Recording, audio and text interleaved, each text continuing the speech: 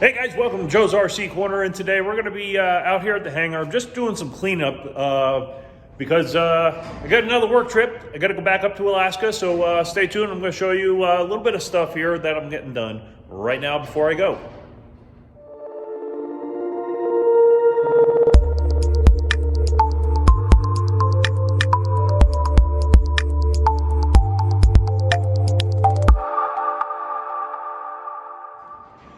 All right, guys, so like I said, I'm going to be heading back up to Alaska for work. So I just came out to the hangar this weekend just to kind of get things straightened up and get things cleaned up before I head out. The trip is going to have me up there for about 2.5 weeks.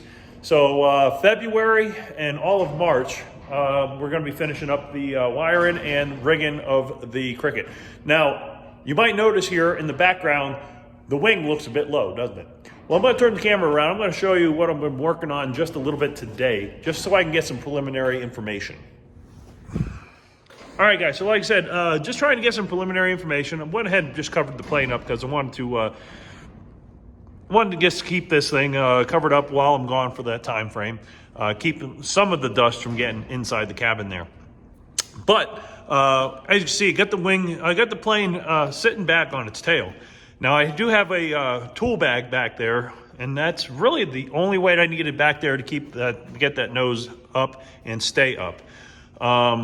Playing around with the weight, because my plan is to have a tool bag, an access panel back here, and then a tool bag mounted in the back of the plane. That will live in the back of the airplane, and that will give me my CG. Now, again, this is just preliminary. I've also only done a preliminary weight and balance with the aircraft before I've gotten it to this stage. So we are going to be getting that weight and balance done soon. But I want to get the rigging in and everything else completed and the wiring all done and closed up in the front before I get that done. Right now, there is no fuel in any of the tanks. All 3 tanks are empty.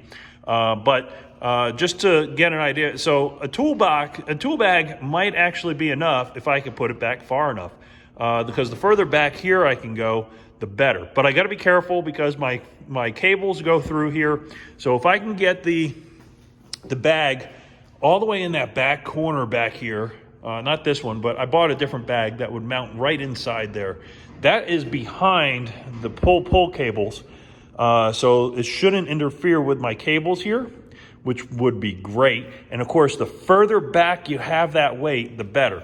And I don't want to add weight to the plane that's not usable, if that makes sense. If it's a usable bag with tools that I need to work on the plane, if I'm out in the field or flying around, that's great. I want to save from having to put dead weight in the airplane. But as you can see, a tool bag, that weight there, and I was able to pull quite a bit out of that bag once I put it back here. So that will work out great. That'll give me my CG. And from what I understand, if you can get the plane to sit with the tail low like this, you're pretty close to where it needs to be in the CG range. So that's great. And I do need to do my weight and balance still, but it's great to have a rough idea of where I'm at. And as you can see, the plane just kind of sits there. So that's looking pretty good. Also, check out Bruce's custom covers here, guys. He went ahead and added my L750 Cricket with my N number on there. Awesome. I really appreciate him doing that for me because that's exceeding the letters and numbers on there. But I really wanted that on there, and he was nice enough to go ahead and do that. So thank you, Bruce's custom covers.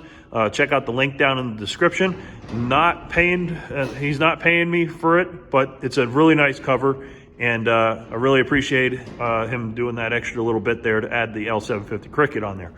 So I do have the cowl on with this on there too, so that's great. It doesn't take much to bring the nose back down, so we're really good in that balance range. The other thing I'm going to be doing when we get back is we're going to finish up all that cabling, get that all tied up, and get that cleaned where it needs to be so I can close that up. I'm still considering this, because the windscreen is going to be removable with mostly screws. I'm thinking about putting an access panel right here as well. so that I can get to the batteries a little bit easier since they're right here at the firewall. So we definitely want to take a look at that and see if that might be something I can do, make things easy. Let's see. The other thing we got to finish up once we get that done is we'll program the EIS. We'll run the cables to the tail feathers for the elevator and rudder. We got to finish rigging and setting up the throws for the flaperons. We need to check the counterweights because I need to see how much I need to pull off of those. And then we can get those painted and permanently mounted. That's really about it. Nav lights and everything all work. Landing lights all work. So I'm really happy with that. But this is a great preliminary understanding of where my CG is. So I know I'm not too far off. Like I said, access panel back there and put a bag in there. So that's the plan. That's where I'm at. So that's pretty much it, guys. I'm going to go ahead and sign off for today, guys. I got to head out to Alaska on Wednesday. So she's going to be sitting here for about 2.5 weeks. And then when I get back, it'll be every weekend, Saturday, Sunday, working hard on it. Try to get this wiring done, get the everything finalized and completed, so that way we can make it for the airworthiness.